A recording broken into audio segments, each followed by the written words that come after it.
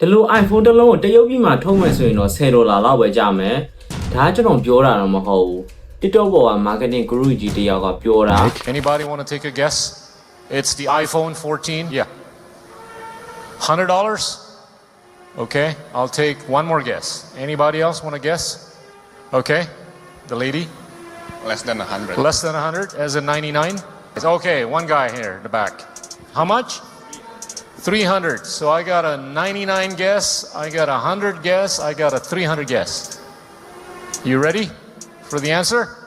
$10. ဒါကဖြစ်နိုင်လားဆိုရင်တော့ဖြစ်နိုင်တယ်။ Why? အဓိက$10မကြည့်နဲ့ဗျာ။$10ဆိုတာကတော့ပစ္စည်းတန်ကြီးပဲရှိမယ်။ဒီမှာဈေးကြီးတာလဲဆိုရင်တော့ software တွေမှာဈေးကြီးတာ Apple လို့ company ကြီးတွေမှာ software ရေးတဲ့ developer တရားရောက်ကိုပေးရတဲ့လစာကပဲမနေဘူး။နောက်ပြီးတော့ industry မှာ test တင်တဲ့ဈေးရိတ်တွေပြီးတော့ test တွေဒါတွေလည်းပါသေးတယ်ပေါ့။ဒီမှာပေးရတဲ့ဈေးတွေထဲမှာဆိုရင်တော့ဈေးကြီးဆုံးကတော့ marketing ဈေးပဲ။ဒီဗီဒီယိုမှာဆိုရင်လည်း iPhone ရဲ့ marketing အကြောင်းကိုအဓိကထားပြီးတော့ပြောသွားပြီးမယ် iPhone ရဲ့ marketing ပုံစံကကင်လိုက်ပြီဆိုတာနဲ့ကို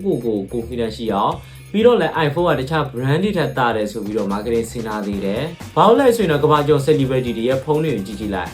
iPhone တွေကြီးပဲ။ဒါကလည်းလူတွေရဲ့ psychology ကိုအခြေခံပြီးတော့ marketing ဆင်ထားတာပဲပေါ့။ iPhone မှာအဓိကထူးခြားရတဲ့တစ်ခုကတော့ iPhone ကတခြား brand တွေလိုမျိုး entry level ဖုန်းတွေမထုတ်ဘူး။ပြောချင်တာကဗျာဈေးနေတဲ့ model ဖုန်းတွေကိုမထုတ်ဘူး။ဒါကလည်း iPhone ကလိုက်ပြီဆိုတာနဲ့လူတွေကို confidence ရှိလာအောင်လုပ်ထားတဲ့အချက်တစ်ချက်ပဲ။ marketing ဈေးကဆိုရင်တော့ Apple company တခုတည်းသုံးတာတော့မဟုတ်ဘူး။တခြားဖုန်း company တွေလည်း marketing ဈေးအတွက်အများကြီးသုံးကြတယ်ဗျာ။ဒါပေမဲ့ Apple ရဲ့ marketing ကတခြား company တွေချက်ကိုပို့ပြီးတော့ strong ဖြစ်နေတာ။ပြီးသားထင်ရှားတဲ့ဥပမာတစ်ခုပေးပါဆိုရင်တော့ Apple ရဲ့မဟာပြိုင်ဘက်ကြီးဖြစ်တဲ့ Samsung ရဲ့ marketing ပေါ့လေ။ Samsung ရဲ့ marketing ပုံစံကလည်း collaboration လုပ်ပြီးတော့ marketing ဆင်တာ။အခုဆိုရင်အရန်နာမည်ကြီးနေတဲ့ Blackpink တို့နဲ့ collaboration လုပ်ပြီးတော့ marketing ဆင်တာလို့။ပြီးတော့လည်း BTS အဖွဲ့နဲ့ collaboration လုပ်ပြီးတော့ Z Flip phone တွေ marketing ဆင်တာမျိုးတွေ။ဒါမျိုးတွေပေါ့လေ Samsung ရဲ့ collaboration လုပ်ပြီးတော့ marketing ဆင်တာမျိုးတွေပေါ့။အကယ်ကျွန်တော်ဗီဒီယိုကိုကြည့်နေတဲ့သူတွေထဲမှာဘန်ကောက်လုပ်ငန်းရှင်တွေပဲဖြစ်ဒါမှမဟုတ်ဆိုရင်လည်းမြန်မာပြည်မှာလုပ်ငန်းကြီးတွေလောက်ကနေကြလုပ်ငန်းရှင်တွေပါတယ်ဆိုရင်တော့ကျွန်တော်စီမှာ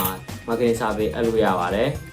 ကျွန်တော်ရဲ့ marketing survey အသေးစိတ်ကိုသိချင်တယ်ဆိုရင်တော့ဒီမှာလာပြီးတော့ဆက်သွယ်လို့ရပါတယ် iPhone မှာထူကြတဲ့အချက်တစ်ခုကတော့တခြား Android phone တွေလိုမျိုး data လွယ်လွယ်ကူ transfer လုပ်ခွင့်မပေးတာဘူးဒါကလည်း iPhone ရဲ့ brand ကိုပို့ပြီးတော့ strong ဖြစ်စေတဲ့အချက်တစ်ချက်ပဲလို့ထင်တယ်နောက်ပြီးတော့လည်း iPhone ကလူတွေရဲ့ psychology ကိုနားလဲတယ်လို့ပြောရမယ်ကျွန်တော်ပါဝင်လူတိုင်းပေါ့နော်ပစ္စည်းတစ်ခုဝယ်လိုက်ပြီဆိုပါစို့ဒီပစ္စည်းကတာမန်ထုတ်ဘာမှမထူကြအောင်ဆိုရင်တော့ဗျာဝယ်လိုက်တာတက်ရင်လားဆိုတာကြီးကိုစဉ်းစားကြမယ်ပေါ့အဲ့ဒါကြောင့်လဲ Apple ကသူ့ရဲ့ device ကိုတခြား Android device တွေနဲ့ data share လို့မရအောင်တမင်တက်တော့လောက်လာတာဒါလို့ဆိုရင်တော့ iPhone ကဘာလို့ဈေးကြီးသွားလဲဆိုတာကိုသိလောက်ပြီလို့တော့ထင်ပါတယ်အကယ်၍ကိုယ့်ရဲ့ထင်မြင်ချက်တွေဒီ iPhone ကဘာကြောင့်ဈေးကြီးရလဲဆိုတာကိုကိုယ်မှထင်မြင်ချက်တစ်ခုရှိတယ်ဆိုရင်လည်းကျွန်တော်ရဲ့ comment အောက်မှာလာပြီးတော့မှတ်သွားပြီးလို့ရပါတယ် Bye bye